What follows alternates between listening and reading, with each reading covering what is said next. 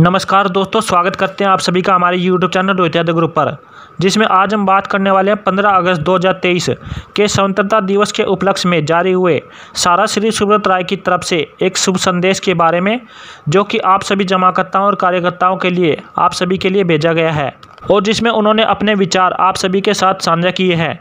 तो क्या है उनकी तरफ से जारी हुए इस संदेश के बारे में जानकारी, आइए जानते हैं विस्तार के साथ।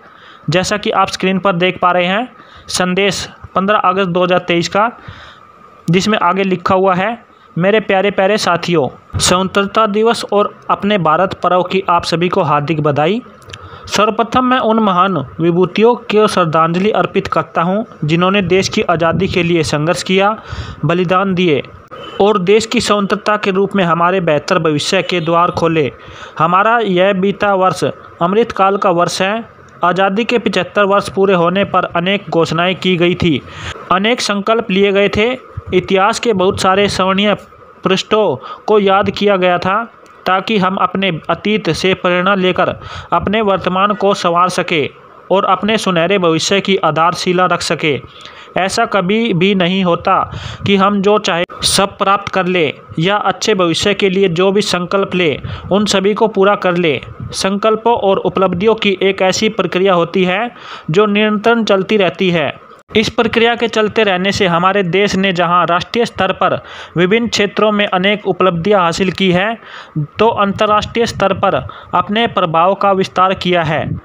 जब हम संकल्पों का अनुष्ठान से जोड़ते हैं तो ये संकल्प जनमानस के विचारों का हिस्सा बनते हैं और उन्हें आगे बढ़ने की प्रेरणा देते हैं।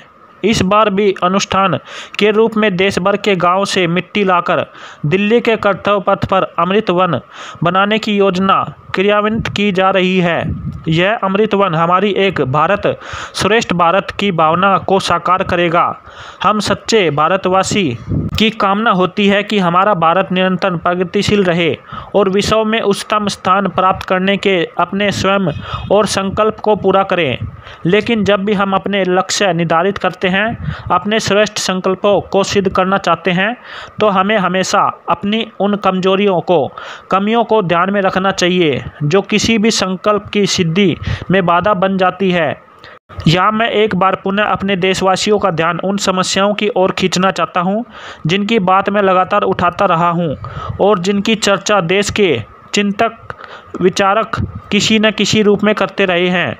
बढ़ती जनसंख्या के दुष्परिणामों की बात मैं पिछले 3 दशकों से उठा रहा हूं। आज जब हम दुनिया के सबसे बड़ी आबादी वाले देश बन गए हैं, तब बढ़ी हुई आबादी से पैदा हुई समस्याओं की डरावनी तस्वीर भी हमारे सामने है। हम चाहे जितनी भी प्रगति कर लें, लेकिन हम उतने संसाधन नहीं जुटा सकते कि इतनी बड़ी जनसंख्या को बेहतर जीवन, रोजगार, स्वास्थ्य, आवास और सुरक्षा की सुविधा उपलब्ध करा सके। अगर भारतीय समाज के विभिन्न समूहों में गहरा असंतोष दिखाई देता है, तो इसका एक बड़ा कारण जनसंख्या वृद्धि भी है, क्योंकि बढ़ी हुई जनसंख्या के कारण हर समूह को उनकी ज़रूरत के मुताबिक सुविधाएं और संसाधन उपलब्ध नहीं कराए जा सकते। हमारे देश की सरकार इस समस्या की गंभीरता को समझती है और जनसंख्या नियंत्रण के लिए प्रयासशील है। अब समय आ गया है कि जनसंख्या नियंत्रण के उपायों को पूरी ईमानदारी से लागू किया जाए और इसे समाज के सभी वर्ग अपना पूरा सहयोग प्रदान करें। हमारे देश की वैवाहिक राजनीति में आई गिरावट भी बड़ी समस्या है, जो हमारे देश के भविष्य के लिए घातक है। इस पर सर्वोच्च न्यायालय ने भी चिंता जताई है। जब एक राजनेता के व्यवहार में परस्पर सम्मान और शालीनता की भावना नहीं आएगी, तब तक हम राजनीतिक और सामाजिक क्षेत्रों में आई व्यवहार की गिरावट को नहीं रोक सकेंगे। राजनीतिक आचरण की यह गिरावट किसी भी देश के लिए घातक होती है, क्योंकि इससे लोगों में पारस्परिक नफरत और अविश्वास के भाव पैदा होते हैं। हम अपने देश के हित में इस विषय पर गंभीरता से चर्चा चलाने की जरूरत है। बढ़ती हुई धार्मिक असहिष्णुता का उल्लेख मैं लगातार करता रहा हूं और इस बार फिर एक कह रहा हूँ कि देश में सांप्रदायिक घटनाएं लगातार हो रही है। ये भविष्य के लिए अच्छा संकेत नहीं देती। धर्मों के बीच में विद्वेष को हम तक नहीं मिटा सकते जब तक कि हम राष्ट्रीय धर्म की भावना को बढ़ावा न दें और लोगों को अपनी अपनी छोटी पहचानों से ऊपर उठकर एक विशाल राष्ट्रीय पहचान से न जोड़ें।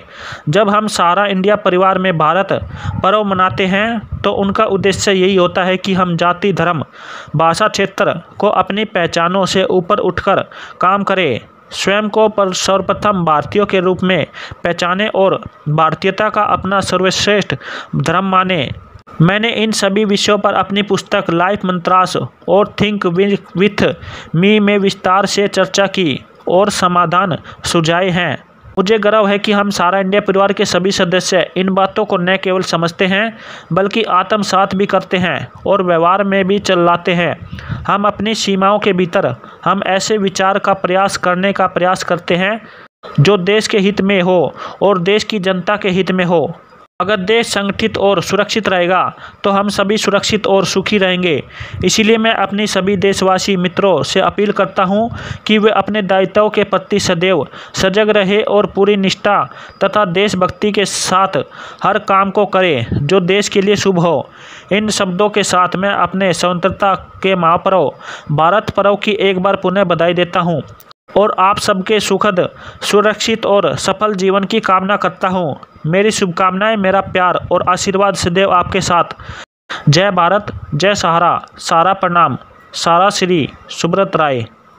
तो आज इस 15 अगस्त 2023 के संदेश में भी सारा श्री सुब्रत राय ने देश में बढ़ती हुई जनसंख्या से हो रही समस्या के विषय पर अपनी चिंता जाहिर की है, जिसको यदि समय रहते रोका नहीं गया तो यह एक विशाल रूप धारण कर लेगी और जिसका आप सभी को खामियाजा भुगतना पड़ेगा। और इसको रोकने के लिए सारा श्री सुब्रत राय ने आप सभी से सहयोग की कामना की है। लेकिन आज के इस संदेश में भी सारा श्री सुब्रत राय ने सारा में जमा हुई पैसों की वापसी और पोर्टल में आवेदन में हो रही समस्या पर कोई भी अपनी चिंता जाहिर नहीं की है और ना ही भुगतान वापसी को लेकर अपने कुछ विचार अपने इस संदेश में बताए हैं। तो क्या सारा श्री सुब्रत राय के लिए देश में बढ़ रही जनसंख्या की सबसे बड़ी परेशानी है? और आप सभी का इस संदेश पर क्या कुछ विचार है? अपने विचार हमें नीचे कमेंट करके ज़रूर बताएं। तो दोस्तों, यही थी आज की वीडियो में सारा श्री सुब्रत राय की तरफ से आप सभी जमाकर्ता और कार्यकर्ताओं के लिए 15 अगस्त 2023 का शुभ संदेश। आपको जानकारी अच्छी लगी है तो वीडियो को लाइक करें, चैनल पर पहली बार जुड़े हैं तो चैनल को सब्सक्राइब करें। मिलते हैं जल्दी एक और नई वीडियो में नई जानकारी के साथ। तब तक जय हिंद, जय भारत।